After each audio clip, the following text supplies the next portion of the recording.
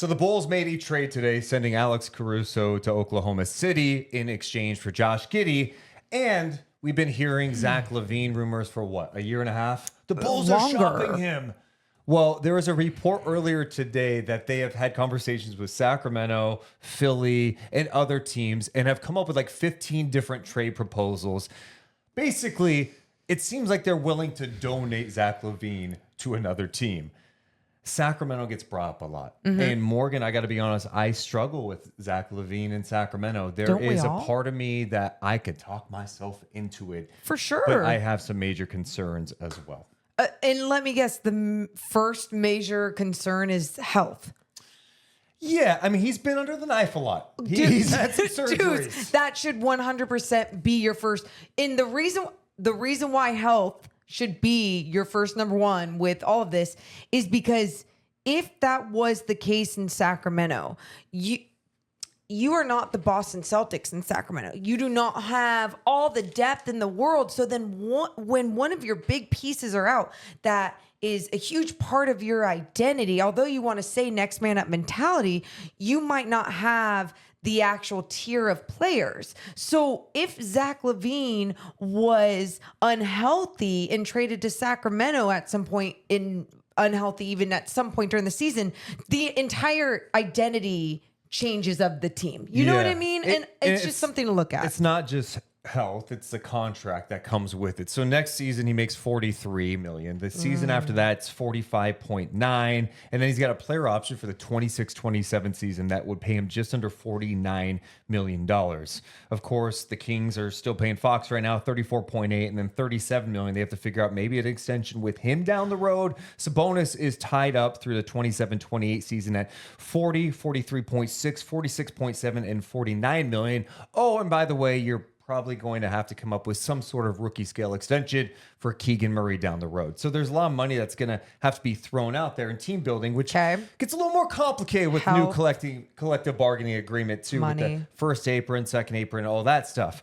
Look, yes, it's hard to even have a Zach LaVine discussion without acknowledging like the health concerns. Like he's had ACL problems. He's had knee surgery. Remember last year he had the ankle injury, and that led to eventually him having surgery on his foot in February.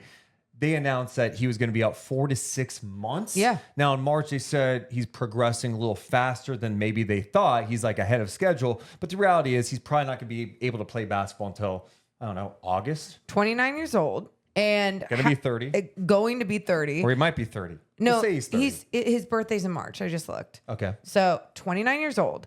And he has had all these health issues, concerns throughout his entire career in the NBA. You know, you can go down the line. Last year, 25 games. Year before that, I know you tried to convince me with this. You're like, 77 games. I'm like, whoa, amazing, so fun. And when he is out there on the floor, I mean, we can now talk about the good and why this man was getting the contract that he was getting and why people are so intrigued with Zach LaVine. And I think you look at everything from his athletic ability, being able to shoot the basketball, his ability to get to the rim, being another scorer on any team in the NBA. But you really look in Sacramento and you go, okay, you have him next to De'Aaron, Sabonis, and like let's say Keegan even keeps growing. Yeah, it does excite you. That's a dynamic offensive team. I understand it, and I think when you look at what really hurt Sacramento, especially late in the season, is like who was going to go and get another bucket? Right. You know, it was Fox. Monk was out. Who else? You're looking around, and that became problematic. Zach LaVine, when he's right, can really help you. There are obviously challenges too, because you start talking about 30 years old and the surgeries that he's had. What happens when the athleticism starts to go? Is he as dynamic at that point? I do think him being in Sacramento, if he was right, and I'd have to know his medicals. He'd have to give that to the Kings front office to pour through and understand where he is at physically. But like, he'd be playing more off ball, you know, and I think that would almost enhance his ability as an offensive player and take some pressure off of him. I think the other challenge too is from a defensive standpoint. He's athletic enough to like be on ball on somebody, but there are some challenges with him off ball and staying locked in, maybe not always in the right spots defensively, and that can be Correct. problematic as too. And it can be, but it can also be like how we keep talking about situational. And can someone like Mike Brown bring that out of them because, you're put into his system and you have to do it the right way. And sometimes a new scenery can help even a player feel more inspired and want to do something different. And who knows if Sacramento could be that place. I mean, it's been that place for other players in history when this team had a good run as well. And you look at his 3-point percentage, just career wise, 38% from three. And, it's not like he's playing. He's had one season where he played 82 games, and that was his second year in the league with Minnesota. And so I guess my whole point to this being is like, you talk about changing his role and not having the ball as much, or maybe playing a little bit more off ball. Is that something at 29 years old that Zach LaVine is wanting and willing to adjust even mentally? I think he's ready to be in a better situation. He's been in tough situations, especially with all the injuries that the Bulls have had. He's been hurt. Patrick Williams has been hurt. Lonzo Ball, the list goes on. It's been tough for Chicago. But the reality is there's a reason he's available. Yeah. There's a reason why a team hasn't just jumped at the opportunity to trade for him either. It's because of everything we just talked about with the injury history and the money. Money. But you start looking about some of the other guys who could be available out there. Brandon Ingram has been talked a lot about. A lot. He has some similar injuries. Like, he misses a ton of games too. I think the big difference for Brandon Ingram in my mind is he's still young. He's 25, 26 years old. Yep. And I still think he's got a lot left in the tank. And what he shows offensively and defensively on both sides, right? His length alone poses as such a threat. And you see that being such the Kings lack so much length, so much size, especially when they were trying to beat the Pelicans 6 times and they lost 6 times in this last season. And a lot of that had to do because of the length of the Pelicans. And you saw that even with like the Minnesota Timberwolves, and you're just seeing how you do need to make sure you are adding that within your roster. So I understand the importance of BI. This is a really interesting spot for the Kings to be in because the West is not getting worse. In fact, it's not. Today it got better with Caruso going to OKC, right? And the teams behind Sacramento this year, like San Antonio, what are they going to look like? What moves could they make? They've got cap space. Houston, they look like they're going to be active in the trade market. They showed some promise last year. Memphis, you can't be sleeping on Memphis. They had a terrible year last year because of all those injuries. They're back in the fold. Are we at a point too where maybe the last two, I guess last season, when the Kings organization ran it back. They kept using that, or whoever did. They ran it back, basically, even though they wanted to say, hey, we got Chris Duarte and Sasha Vezenkov. Things that just didn't work out. They moved the needle. They did not move the needle. And so now when this fan base and people that are covering this organization, this team, are seeing this Zach LaVine chatter, do you think more and more people are like, get it done, get something done, because it was such a standstill for too long, and you're just realizing that you got to make sure you're getting something done. Otherwise, Sam Presti is going to be working behind the scenes and making sure to be selling, buying everyone. I mean, trading. There we go. There has to be pressure. There has to, when you have not been really active last offseason, last trade deadline, the trade deadline before that. There's got, especially if you just watch the playoffs. If you watch the playoffs now, you'd be like, oh, this Kings team, how are they going to win a series? Maybe depending on the matchup, but like these teams are really good. Really good. And so I feel like you need Fox and Sabonis to be at their level. They're in their prime. You need Keegan to take a step, and there has to be additional moves made. You could be excited about Keon Ellis, but I'm at the point where I've already told myself Malik's gone.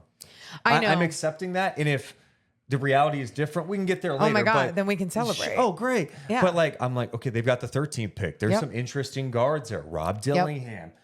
Love his game. I know he's an undersized guy, but could he be like a Malik Monk clone down the road? Maybe not right away. So there's some interesting prospects at 13 that you could take. You could use that pick and trade.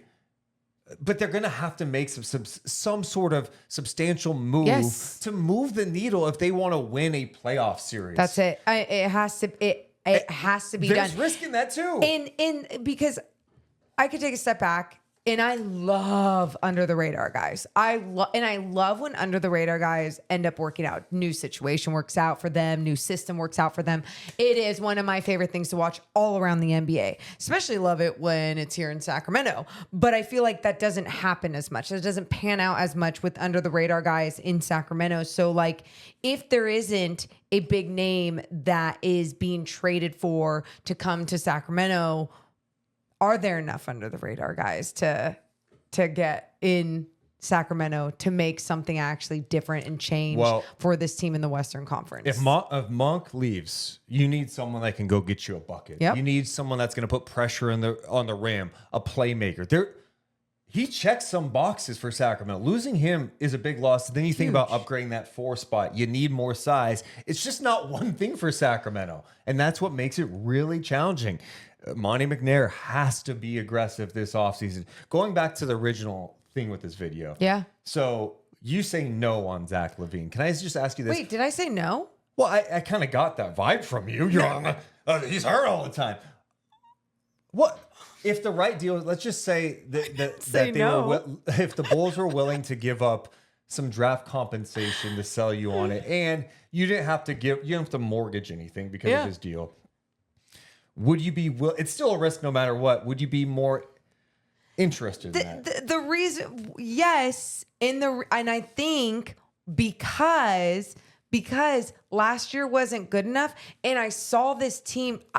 We don't know all the details of what happened with Pascal Siakam behind the scenes. We saw obviously with the Athletic piece that there was something about if they weren't going to offer him the max contract, then he doesn't want to resign. Maybe he doesn't even want to be here in Sacramento.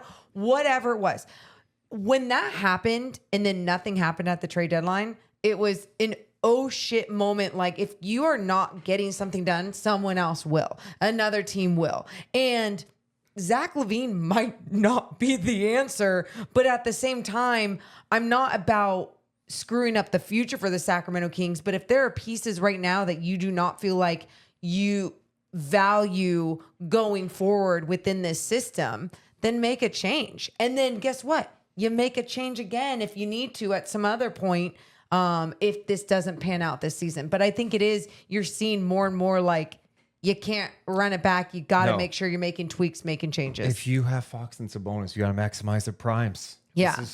This is it. Let's see what they can do. What do you think about the Kings? Should they go after Zach LaVine? Does that make sense to you? Or who do you think they should go after? Let us know in the comments below. Hit the thumbs up and subscribe. Deuce and Mo.